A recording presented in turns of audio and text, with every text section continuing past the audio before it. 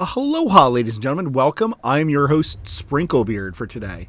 So we recently did a 6-star DeathKnight challenge, and what this meant was I had to use DeathKnight in majority of my content. I was not allowed to use Ninja on the account, so Ninja is hidden here in our box. But I had to use DeathKnight. I had to 6-star him, and let's talk about some of the experiences that we've learned from this.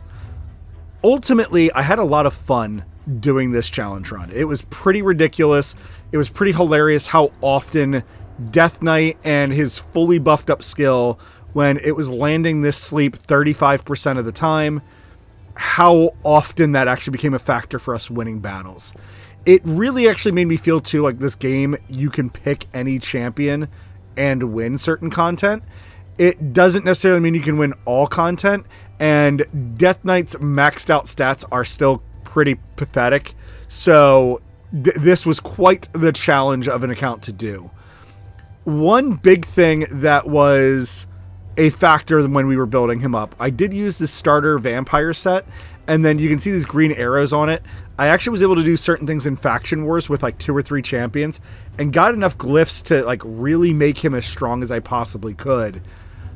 Definitely plus 16ing this gear was a really big positive to the account as well. It felt very impactful every time I got one of these gears to plus 16, and where the rolls landed, getting accuracy was a really nice touch on some of the gear.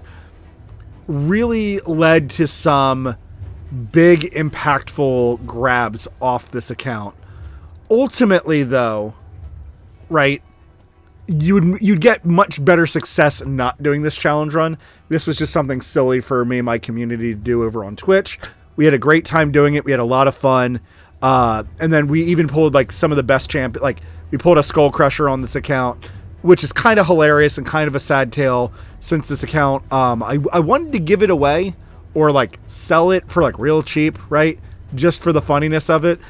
But the truth of it is, who really wants a 6-star DeathKnight on their account? Strategy wise, it worked out pretty similar to just getting your starter up. So I let one of my viewers pick our starter. We picked Elhain. Elhain did her job at the beginning of the game to get DeathKnight like rolling. And then I decided halfway through that we wanted to actually make Shield Guard our campaign farmer. So here he is with his gear. I will say that one of the biggest things that I learned is the importance of upgrading skills, how much this really impacted how my character operated. And then gear-wise, the terrible balance of trying to decide between a gear set or having a higher ranking weapon or higher ranking shield on a character. So at one point we did have Elhain in a discount vampire set, and she did work with it. Like, it wasn't bad for her at all. I was able to get a lot done, and we were even talking about doing a different challenge in the upcoming future, and somebody said that they felt like attack champions would be the hardest. Elhain to me is kind of proof that I think you could just put anybody in a vampire set and they will start to operate pretty well. Berserker here was a bit underwhelming. I was really sad because his kit looks decent enough, like something that you could use. Especially this third skill looks very impressive. And his damage felt extremely low. I'm really hoping it was just the fact that most of his gear is 3-star, so maybe he doesn't have enough stat increases that make him great. But like him and Saurus were both roughly hitting for the same amount of damage, and Saurus would be a lot easier to farm, a lot easier to get the skills up on if I went into stage 10 and farmed him. So that is by far one of the biggest things that I learned on this DeathKnight account. One of the other fun aspects of this account is I was able to, in my first month of playing, so I guess let's show that off first. Game, daily login rewards. We're at day 26 right now. So day 27 would be for me later tonight. It would be in about 8 hours before the reset happens, and I would get these 100 gems. In that time, I was able to earn enough gems to completely max out my gem mine in my first month of playing. for me, this was also a really big accomplishment on the account, right? To now all the gems that are coming in are kind of just pure profit onto the account. There is still some things that I could do with those gems. So for instance, we did fully max out our market. So I was able to unlock the left side, which took 40, I think it was 40, 80, and then 120, right? So 240 gems to unlock the market. And then I don't remember what the cash values were. They weren't too bad though. So we fully unlocked the market and that felt really good. Our next goal would have been to unlock these sparring pits, right? Just to have one of each slot open. That way you can just have food constantly leveling up. Or if you know that there's a day where you're not going to have as much time to play, you might throw in a champion that is like, you know, at a higher level, or, you know, somebody that you are just like, hey, I might play with Conqueror at some point, but I'm not sure when. You might throw them in there. I personally tend to throw 1-star, sometimes 2-star champions in there. And that's just so that they're constantly ranking up to rank 2. And it lets me constantly have food going and constantly frees up room so I can pull more shards. Great Hall, I was able to get some done in the Great Hall. Not enough that I'm like super happy, but not bad. We were able to kind of do shenanigans and I ended up in Bronze 4 for a good majority of the time just by having a mildly balanced team. And I was really happy at the fact that my mildly balanced team was able to operate well. So I feel like if anybody was really trying and they wanted to do like a War Maiden build, which is what everybody does, I ended up kind of doing a War Maiden build. Getting into Bronze 4 was not too difficult. And I think that if I ranked her up to rank 5, maybe even pushed her towards rank 6, I could easily jump up into Silver. I don't feel like that would be too hard. There are certain strategies, though, that we had to employ, right? We did not end up making a clan. And clan-wise, we were actually able to get some of our basic clan quests done. This one, get 2 items from the bazaar, which is for 3v3 battles. I'm actually in a very good spot to do so. I can complete that later today. So as you can see, we earned 550 coins. I could easily just buy a whole bunch of these tomes to upgrade a champion. And that was another thing that we heavily focused on. We are saving our books for CVCs. We did 1 CVC, my clan won, which was terrific.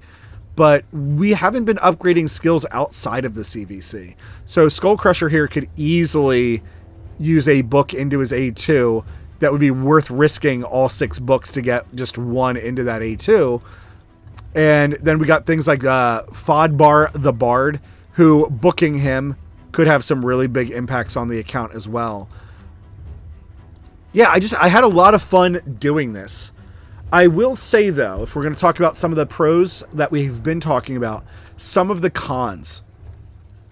My biggest regret by far on this new account was saying that DeathKnight had to be my most powerful champion. It meant when it came to farming, it was awful. Every type of farming was just very time consuming. Watching DeathKnight run up, do his twirl because his crit chance is 100%, slap somebody, and then run back to his starting point. And when he fought off affinity things, it took forever. When we were trying to level up other people, they always died. So for that reason, I do regret not using some type of AoE champion as my like true starter, if you will. Obviously, yes, I started out with Elhain, who's great at wave clear. I should have just built her up enough to do that, like, more consistently. And then eventually, I've been told great things about Shield Guard, who admittedly, playing with him has changed my mind. His A2 hits very hard. Giving him a 5-star shield made a huge difference. I ended up getting 5-star gauntlets as well that are crit rate. So once these bad boys get upgraded, he's going to consistently crit. And then I have to do masteries on him to get his last 5%. But that's like perfect, right? He's going to do his job for a very long time. Definitely 6-starring him I don't think is a terrible idea. I don't think he's a rush character. But in terms of getting through like normal, hard, and even brutal, I would say he's a perfect option to build up if you like things like him much more than Saurus. I would say it's kind of a coin flip. You could choose either one. Saurus, though, is the slowest champion in the game. So I would say that in any future playthrough that if I use him, I'm definitely going to recommend like the vampire set or maybe even like a speed set to try to get him faster so that he can at least get off his attacks. A lot of the champions just felt really squishy. All of them have just really low defensive values, and even DeathKnight at full maxed out only has like 750. And I laughed really hard at that because like Ninja, I think, so he has less than I imagined. I was expecting that to be closer to like 500 or 600 because he tops out at like 900. Anyways, not the point. But yeah, that was one giant con, was not starting off with an AoE champion. So it really slowed things down. A second issue that I would say for other players never to do a challenge run or like understand the limitations of a challenge run, not being able to have an amulet or a banner ever on this champion. Now, obviously, like he's not ascended because you can't ascend them to gain those extra stats. But the fact that you can just never give them an amulet or a banner makes even champions like Sister Militant, who is considered one of the better common champions for her ability to just wide swing all enemy waves down. We did end up using her a lot. We kind of started off this challenge run using as many commons as we could. So we actually used Sister Militant, and then we had a bandit that was level 30 that was decently equipped. I actually had a lot of fun using the three of them. They did a good job. They were able to handle most content. They were able to beat normal in a very timely manner. Hard is where DeathKnight capped off at, where he wasn't able to push the party forward. Once we 6-starred him, he did push through hard very easily, and then we got through brutal up through stage 9. Ultimately, on brutal, we could get through 9, and then when we got to stage 10, we'd have to play with all of our best champions, which, you know, isn't a terrible thing, but it's not what I wanted from this account. I was expecting DeathKnight to push a little bit further. He's just taking too much damage. He's taking an enormous amount of damage. Yes, I'm aware that there's some gear optimization I could do, right? I could maybe squeeze out his shield since it only has 4% crit rate on it. I wouldn't be losing a whole lot from this and give him a 5-star shield and make him a little bit tankier. The point, though, was to teach that, you know, it doesn't really matter who your first champion is or the first champion that you really fall in love with, that if you give them this starting gear, that enough of the stats are in the right place that you should be able to progress with that champion. And if I was able to get into brutal with a DeathKnight, I can only imagine if you got a, you know, any rare champion whatsoever. If you got Rocktooth and you love ogres, you could easily make Rocktooth amazing. If you got Anointed because you like his buff steals, you could absolutely use them. One of our viewers was using a Skullsworn that he hard farmed the campaign level 2 to get, and I thought that was a hilarious thing. But yeah, depending on your champion, right? Let's say you wanted to use Gore Mask, you could absolutely do this. One of our viewers also suggested I should make a full DeathKnight team, and I thought that was pretty hilarious. But now, knowing the amount of resources that go into making a 6-star champion, yes, I got one, and I'm roughly at level like 40, right? So in terms of the referral program, you know, if I was to make a new account, I would definitely get somebody's referral link. I feel kind of bad and stupid that I didn't do that for at least one of my viewers. But yeah, DeathKnight, you know, getting DeathKnight to 6-star. And I also kind of sidetracked. We got up a bunch of different characters. I actually had a 5-star Sister Militant. No, a 4-star. I think I had her at 4-star, and I accidentally fed her away. And then was like, oh crap, but I want DeathKnight to 6-star. So we got DeathKnight to 6-star. So yeah, not having an AoE clear champion, that was a huge regret, as your first 6-star. Not having a champion that you can fully ascend and give, you know, these other pieces of gear to. Now, DeathKnight turned out to be absolutely horrendous in Spider, like completely unusable. But it was a fun learning experience, and like, by all means, I have really enjoyed doing this challenge account. We are currently thinking of doing another challenge account. We haven't really decided on the rules yet. It would be something similar, like not being able to use Ninja, Kale is kind of like the definitely pronounced best starter in the game. So I'm trying to stay away from Kale, but some of the ideas that have been tossed around is only being allowed to use champions who have a randomized skill, right? So it would help add to the craziness of an account and make it very unreliable. And there's enough champions in the early game that I could do that. Kale or Gallic would fall into the category. I'd probably go with Gallic because me and my viewers, we all dislike Gallic so much. Certain champions, like we had a Void Shard. We did end up pulling Stitched Beast, who was hilariously aesthetically appropriate to go along with DeathKnight. Stitched Beast actually put in a lot of work. We did have a one clan versus clan, so I was able to book him up a little bit. Stitched Beast ended up putting in a lot of work in the arena. He turned out to be quite the amazing champion, not only in the arena, but put out plenty of damage in other places. So by all means, if you see a champion that you like and you know they're your style or whatnot, by all means, book them up and make them great. Give them some really good gear. I crafted him some perception gear and put that on him to give him 40 accuracy and 5% speed. Now, admittedly, he was actually one of my slower champions, which was really unfortunate since his base speed is actually pretty high. So if I was to do this or continue on in this account, I would definitely want to give him a faster set of boots. Maybe... Unfortunately, those stats are like perfect for Stitched Beast, but maybe with, higher speed or a speed substat, or maybe replacing certain gear like this chest plate, which was just a very lucky 5-star.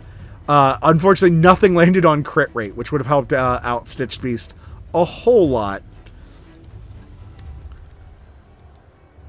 The last thing that I wanted to cover was...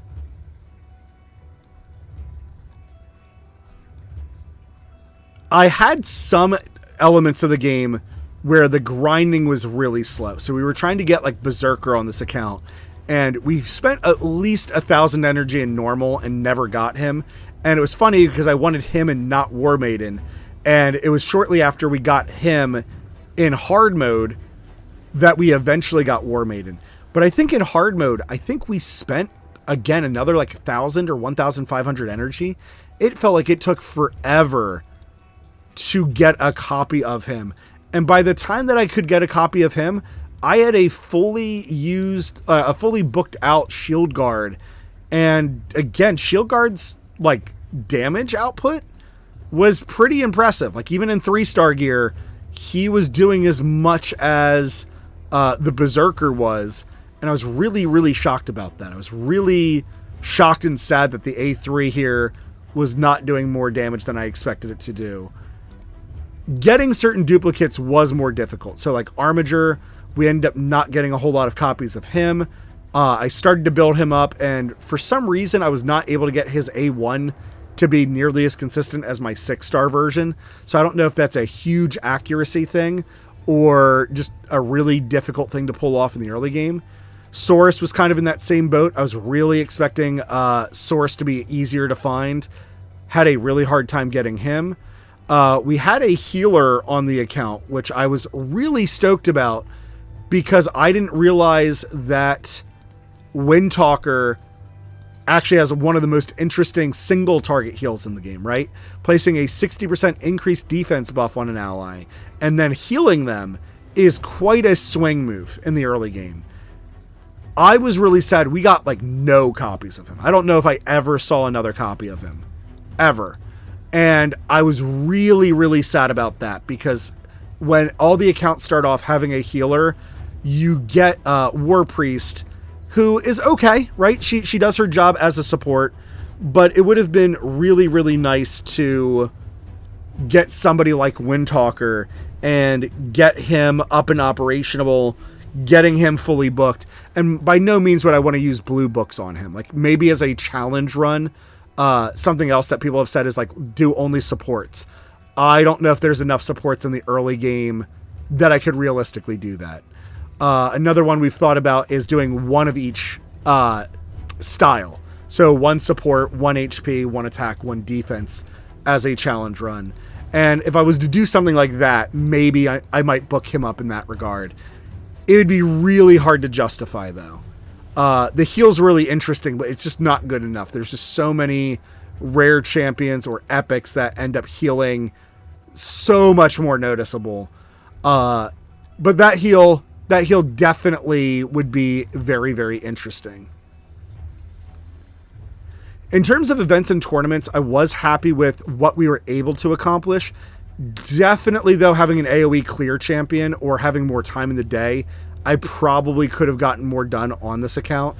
Admittedly, I have a whole lot of real life chaos happening going on right now. So trying to do this challenge account, I wasn't able to have as much time for it as I wanted to.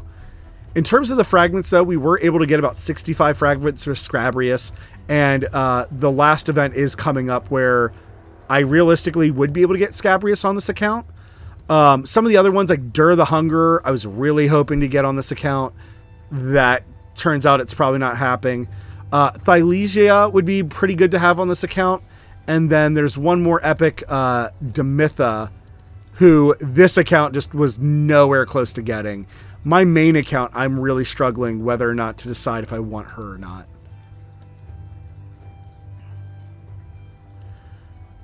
Last but not least, I would say the last thing of note is I did a lot more crafting in my forge, but I kind of wish I had done more. So definitely next challenge account, I might try to really get in here and craft some of these materials that you get access to pretty early.